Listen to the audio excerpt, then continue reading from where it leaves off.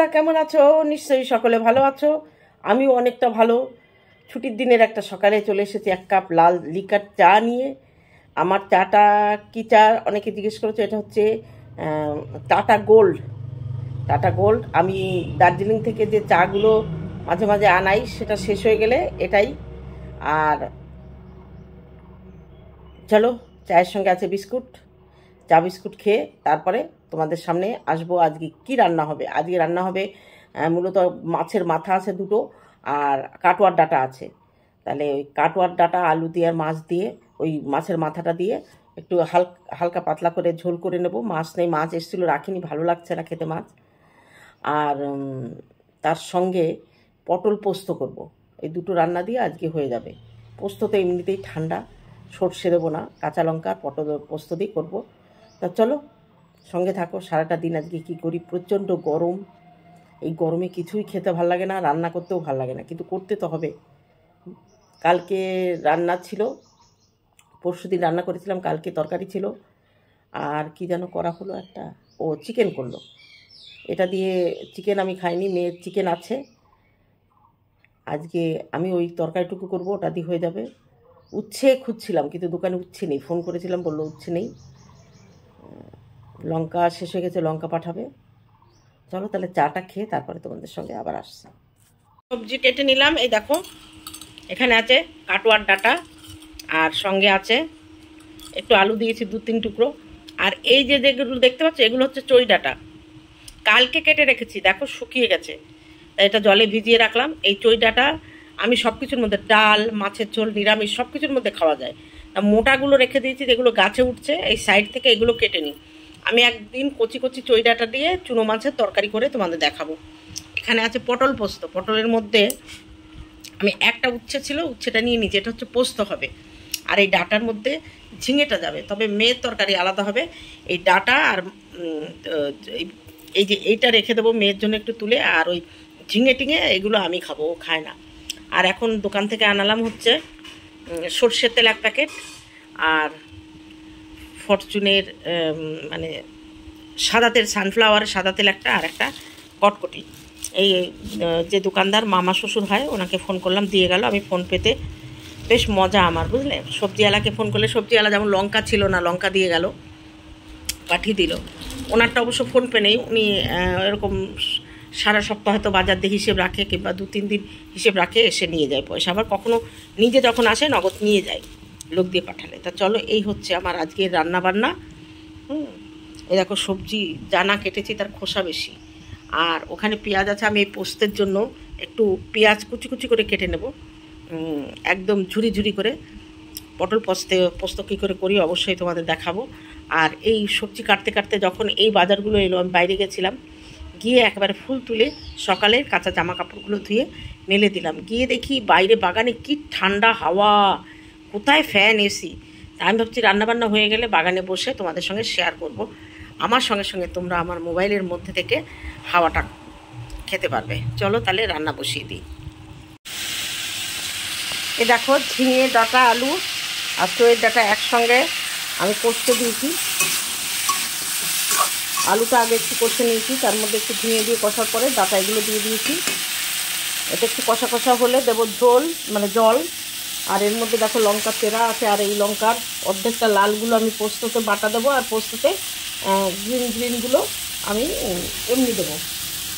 আর এদিকে দেখো পটল ভাজতে দিয়েছি, পটলগুলো লাল লাল করে ভাজা হবে। তারপরে এই যে পেঁয়াজ কুচি আর কালো জিরে ফোড়ন দিয়ে, জিরে ফোড়ন দেবো, যেহেতু পোস্ত দেবো, তো পোস্ত আর কাঁচা লঙ্কা বেটে মানে একটু রসা রসা করবো, মাখা মাখা। চলো এই পিঠটা হয়ে গেছে, এই পিঠটা একটু হয়ে নিই, তারপর যাতে পোস্ত দিয়ে তো জাল দেবো না, একটু ঢাকা দিয়ে ভাজছি যাতে সিদ্ধটাও হয়ে যায়। আর এদিকে এটা কষানি প্রায় শেষের পথে, কষানি ভালো করে হয়ে গেলে, কি হাওয়া আসছে এদিক দিয়ে, বাপরে বাপ, প্রচণ্ড হাওয়া আসছে।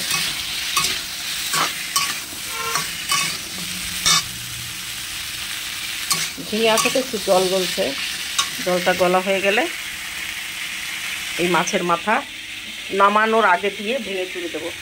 আর এই দেখো আজকে অনেকটা আবহাওয়া নর্মাল আছে।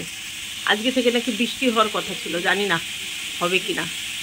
দেখো পুকুরের জল কিন্তু শুকায়নি, ওই পাশের পুকুরটা শুকিয়ে গেছে, এই পুকুরের জলটা আছে। আর এই দেখো দুটো আমার হিমসাগর আম গাছ, বুঝেছো? একটু পেছনে ওই যে লতা উঠেছে, লতাগুলো টেনে ছেড়ে দিতে হবে। তা চলো, তরকারিটা কষা হয়ে গেলে ঝোল দিয়ে দেবো। আর পোস্তটা কী করে করি, এরকম হালকা পাতলা তরকারি কারা খাও আমাকে একটু বলো। গরমের দিনে তো এরকম হালকা পাতলা ঝোলই ভালো লাগে।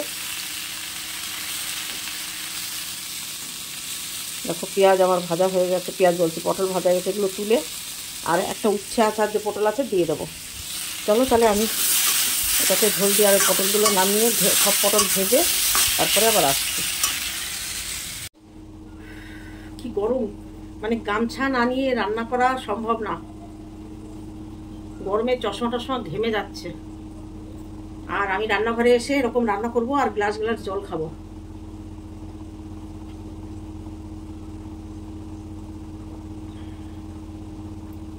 দশটা 12টা করে বোতল ফ্রিজে রাখা হচ্ছে, ডাইরেক্ট জল খাই না, ফ্রিজ থেকে বের করে মিশিয়ে খাই তাও দুপুরবেলা। এখন যেমন এই এখান থেকে জল নিচ্ছি আর খাচ্ছি, কিচ্ছু হয়নি, এক গ্লাসে কিচ্ছু হয়নি, আরো বেশি খেতে হবে। পটল ভাজা উনুনে রয়েছে আর ডাটায় ঝোল দিয়েছি।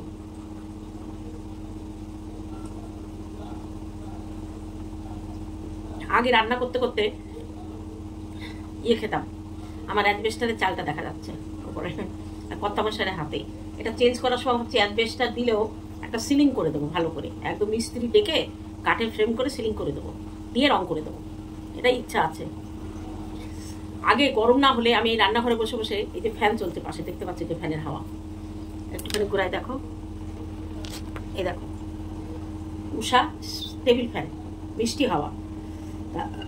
আমি এরকম রান্নাঘরে বসে চা খেতাম, আর এখন জল খাচ্ছি। চলো গ্লাসটা ধুয়ে রাখি, আর রান্না কত দূর হলো তোমাদের একবার দেখিয়ে দিই। এই দেখো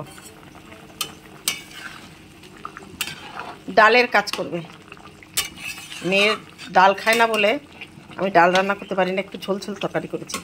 শীতকালে শুকনো খাওয়া যায়, কিন্তু গরমকালে গলা মনে হয় বন্ধ হয়ে আসে, হয়নি, আরেকটু হবে। আমি সিম করে দিয়েছিলাম যাতে সিদ্ধ হয়ে যায়, হোক আস্তে আস্তে। আর চাল তো ভিজিয়ে রেখেছি, জল রেডি। এবার আমি পোস্তটা বেটে নেব, চলো শিলনোড়ায় বাটবো। পোস্তটা আমার ঠিক গ্রাইন্ডারে পোষায় না, এটা সিদ্ধ হতে থাক, এটা ভাজা হতে চাক, আমি এবার পোস্ত বাটবো। দেখো পোস্তটা কেমন হয়েছে, এতে কিন্তু পরিমাণটা, পোস্তর পরিমাণটা অনেকটা বেশি দিতে হয় জানো, প্রায় 75 গ্রাম পোস্ত, 75 না, এই 55 থেকে 50 গ্রাম পোস্ত, মানে 100 গ্রাম এনেছি, অর্ধেকটা দিয়ে দিয়েছি। গ্যাসটা অফ করে দিলাম, কারণ পোস্ত থেকে তেল ছেড়ে দিয়েছে। এদিকে ভাত উতল দিয়েছে, এই যে তরকারি, এটার মধ্যে ঝিঙে আছে আর এটার মধ্যে ঝিঙে ছাড়া, দেখলে? তা চলো এবার এগুলো নামিয়ে টামিয়ে আসি। ভাত দেখো, চালটা ভিজিয়ে রেখে দিলাম, মিনিকেট চালের ভাত প্রায় হয়ে এসেছে। এই যে পোস্তর ফাইনাল লুক, চলো এবার নামিয়ে নিই। এই দেখো পোস্তটা নামিয়ে নিয়েছি, কেমন হয়েছে বলো কিন্তু, হ্যাঁ? আর এভাবে করে খেয়ে দেখো। দেখো আবার রান্না কমপ্লিট, গ্যাস ট্যাস মোছা সব কিছু, সব ঘামে। এদিকে ভাত উপর দিয়ে দিয়েছি, তরকারিগুলো সব রেখে দিয়েছি ওখানটায়। আর এখানে ওই নেতা কাঠিগুলো মানে ওই বাসন মাজা সাবান দিয়ে একটু চটকে নিলাম, সাইডগুলো পরিষ্কার করে নিলাম। ঘর পুরো ঝাড় দিয়ে দিয়েছি, রান্নাঘর মোছা ছিল সকালে। ওইটা হচ্ছে আমার বাসন মাজার জায়গা, ওখানে দেখেছে একটা কচু গাছ, তার মানে কচুর মোথা ওখানে রেখেছি লাগাবো বলে। কমপ্লিট হয়ে গেছে, চলো এবার একটু ফ্যানের তলে বসে তারপর চান করে পুজো দিয়ে একবারে খেয়ে নেবো। রান্না কমপ্লিট করে এসে বসলাম, খুব গরম লেগেছে, মানে এখনই জল ঢাললে ঠান্ডা লেগে যাবে। আর আমি বাথরুমে সকালবেলা উঠেই যখন ব্রাশ করি তখন 1 গামলা জল ভরে রাখি, কারণ ট্যাঙ্কির জলটা গরম হয়ে যায়। একটুখানি ফাঁকা রাখি, কারণ একেবারে ডাইরেক্ট অত ঠান্ডা জলেও আমার চান করা উচিত না, অসুবিধা হয়, বয়স হচ্ছে তো কিছু নিয়মকানুন মানতে হয়। তা ওই গরম ট্যাঙ্কির গরম জলটা ট্যাপ ছেড়ে দেবো, আর ওই ঠান্ডা জলের সঙ্গে পাইল হতে হতে আমার স্নান হয়ে যাবে। আর খুব খিদে পেয়েছে, সকালে আজকে কিছু টিফিন করিনি, ভাবছিলাম এক প্যাকেট ম্যাগি করে খাবো, কিন্তু আর মনে নেই। একটু জল খাবো আর দুটো বিস্কুট খাবো, খেয়ে কেননা স্নান করে পুজো দিতে তো টাইম লাগবে না।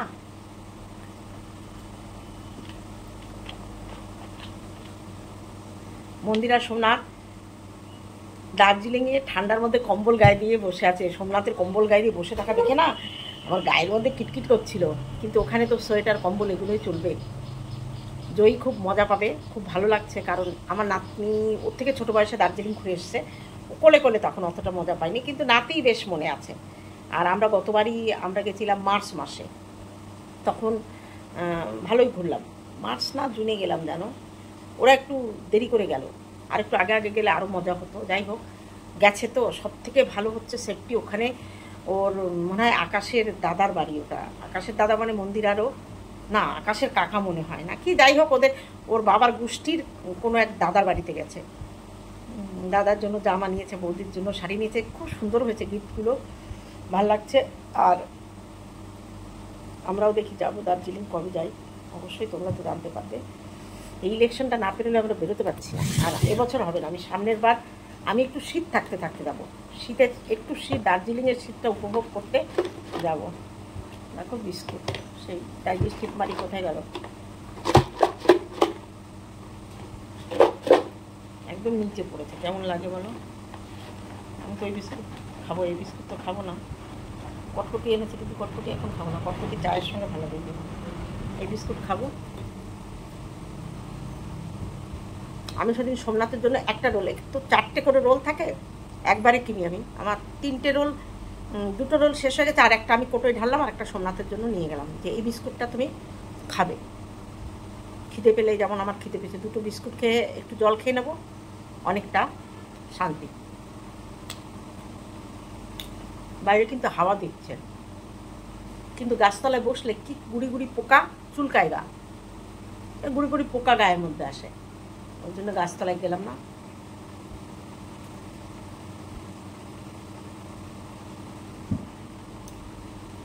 আমার স্লাইডার খুললে হাওয়া আসে, কিন্তু মশা ঢুকে যায়। আমার ঘরে একটা মশা নেই এখন, আর যে ঘরটা এসি লাগিয়েছে ওই ঘরটা মশারি আগে টানাতাম, কিন্তু এখন আর টানাতে হবে। ওটা এয়ারটাইট জানলা দরজা সব কিছু। আমার এটা যেমন এই জানলাটা খোলা, এটা পাল্লা খুলে ফেলেছি আমি, মানে ঘরটা সবসময় আলো। আর শীতকালে আমি পর্দা দিয়ে দেয়, যেহেতু এখানে স্লাইডার আছে, ঠান্ডা ঢুকতে পারে না।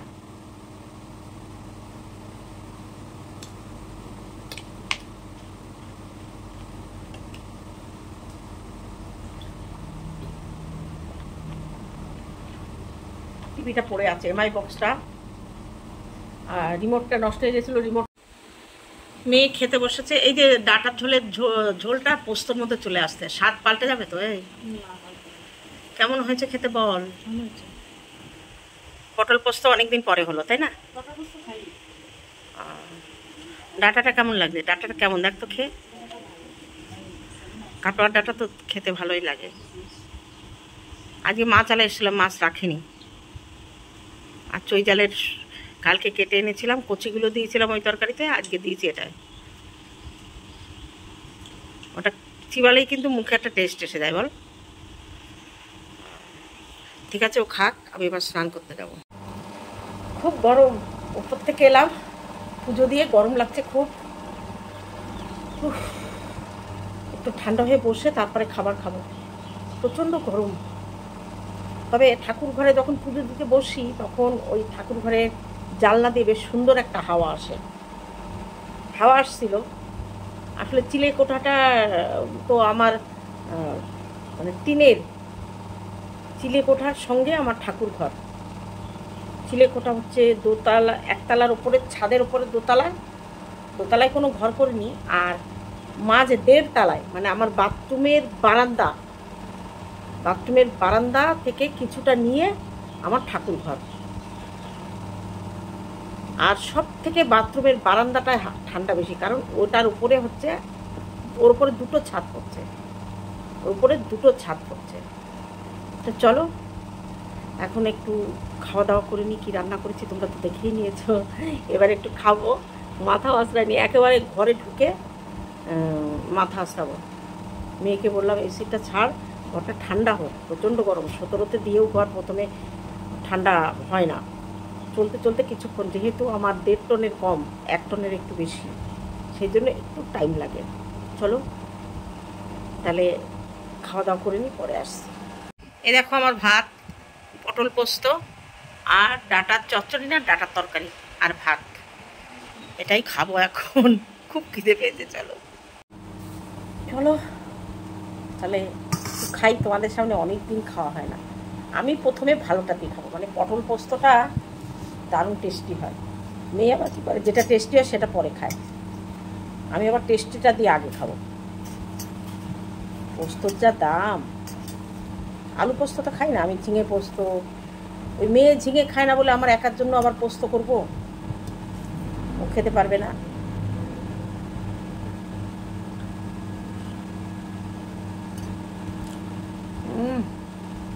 দারুণ দারুণ খেতে হচ্ছে।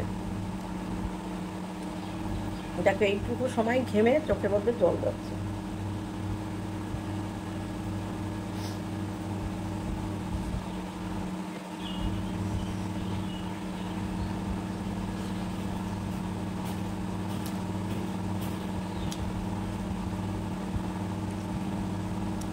চলো একটু শান্তিতে খেয়ে নিই, ভাল লাগছে না।